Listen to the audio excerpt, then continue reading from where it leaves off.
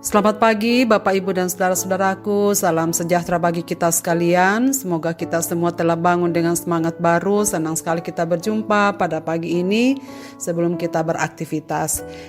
Bacaan kita pagi ini dari Lukas 10 ayat 41-42 demikian. Tetapi Tuhan menjawab, Marta, Marta, engkau khawatir dan menyusahkan diri dengan banyak perkara, tetapi hanya satu saja yang perlu.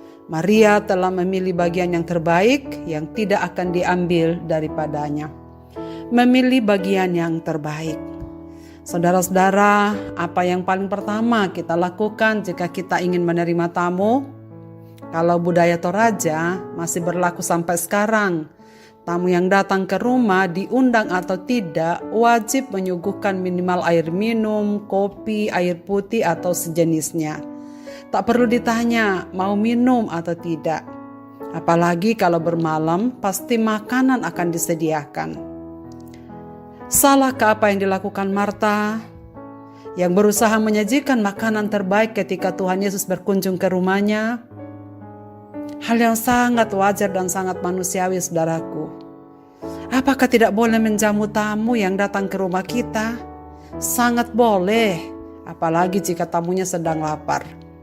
Dua bersaudara ini memberi respon yang berbeda dalam menyambut tamunya. Maria menemaninya duduk dan mendengar apa yang dikatakannya.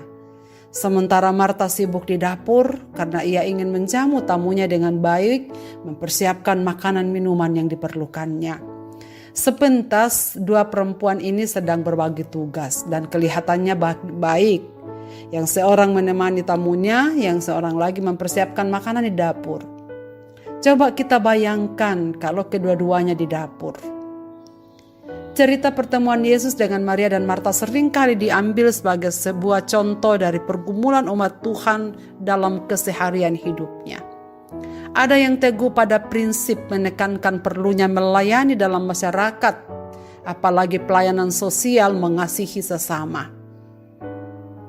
Ada yang menekankan pentingnya duduk di kaki Tuhan untuk beribadah dan berdoa karena itulah wujud mengasihi Tuhan.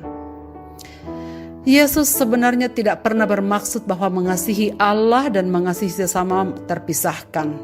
Malah sebaliknya, Yesus ingin agar kedua tindakan mengasihi ini tumbuh subur dalam hidup kita masing-masing.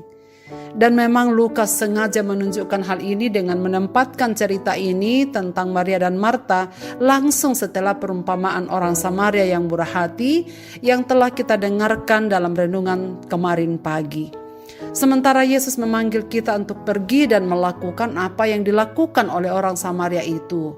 Dia juga memanggil kita untuk memfokuskan hati kita pada tindakan mengasihi Dia dan mendengarkan suaranya. Mengasihi Tuhan dan sesama adalah kedua hal yang berjalan bersama. Dalam hukum kasih, saudara sekalian, jangan heran kalau kita menemukan dan juga dalam 10 hukum, bagian pertama adalah mengasihi Tuhan Allah. Barulah yang kedua mengasihi sesama manusia. Sebab tidak mungkin seseorang dapat mengasihi sesamanya jika ia tidak mengasihi Allah. Sebaliknya, orang yang telah mengasihi Allah pasti bisa mengasihi sesamanya. Itulah sebabnya Tuhan Yesus menegur Marta dan memuji Maria. Sebab Maria memang memilih yang prioritas, yang terutama dan yang pertama, yakni duduk di kaki Tuhan Yesus untuk mendengarkan perkataannya. Dan Maria memilih yang terpenting dalam hidupnya dan tidak melewatkan kesempatan itu. Sebab sang guru tidak akan selalu ada bersama-sama dengan mereka. Marta memang melakukan tindakan yang baik dan benar, tetapi kurang tepat. Sebab waktu itu yang prioritas adalah bagaimana mendengar apa yang dikatakan Yesus. Sehingga Yesus berkata, Marta, Marta, engkau khawatir dan menyusahkan diri dengan banyak perkara. Hanya satu yang perlu. Maria telah memilih yang terbaik, yang tidak akan diambil daripadanya, yakni hubungan pribadinya dengan Tuhan. Sebab kekuatan kita untuk berjalan dalam dunia ini melakukan pelayanan sosial kita adalah perkataan Kristus. Kedekatan kita dengan Tuhan adalah sumber nutrisi penting bagi rohani kita sebelum kita melakukan berbagai aktivitas kita di sepanjang hari. Dengan duduk di dekat kaki Tuhan, kita dapat memulai untuk mendengar panggilan-Nya. Kita dapat mengerti bagaimana permintaannya untuk kita lakukan, dan salah satunya adalah mengasihi orang-orang di sekeliling kita. Kemudian dengan penuh keyakinan akan panggilan itu, Roh Kudus akan menguatkan kita melalui doa-doa kita yang teratur. Kita pun akan pergi keluar untuk membangun kerajaan-Nya dengan cara yang Ia kehendaki. Saudara-saudaraku, sekalipun pelayanan yang aktif, pekerjaan atas nama melayani Allah itu penting dan baik. Ingatlah tugas kita yang pertama dan yang terpenting adalah kasih dan pengabdian kita yang terungkap melalui penyembahan, doa, dan persekutuan kita bersama dengan Tuhan. Sebagaimana yang dicontohkan oleh Tuhan Yesus sendiri. Sebelum Ia beraktivitas di setiap hari, pagi-pagi benar, Ia selalu mengambil waktu di tempat di mana Ia selalu bersekutu dengan Bapa-Nya. Sebab sungguh dalam persekutuan dengan Tuhan, kita akan melaksanakan segala sesuatu dengan kekuatan daripada-Nya. Dan dalam persekutuan dengan Tuhan, segala jeripaya kita tidak akan sia-sia.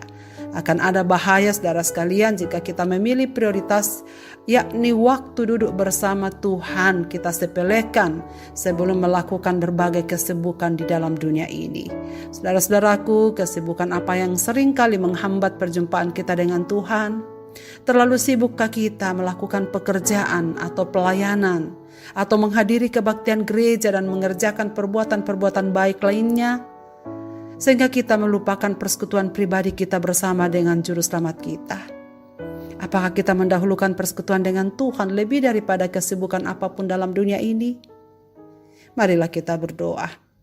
Bapa di surga, terima kasih banyak untuk firman-Mu pada pagi ini. Ya Tuhan, tolonglah kami, supaya kami selalu mengingat yang prioritas dan yang paling utama dalam hidup kami adalah duduk di kaki-Mu, mendengarkan perkataan-perkataan-Mu, supaya kami memperoleh kekuatan, kami memperoleh penghiburan, kami mengetahui apa yang harus kami lakukan di dalam dunia ini.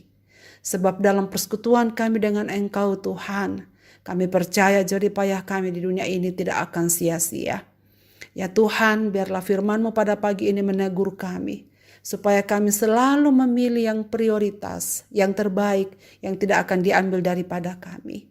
Sama seperti yang dipilih oleh Maria. Dan bantulah kami, supaya kehidupan rohani kami bersama dengan Dikau terus terjaga dengan baik sampai pada akhirnya. Hamba-Mu berdoa untuk semua pendengar renungan pagi ini dimanapun mereka berada.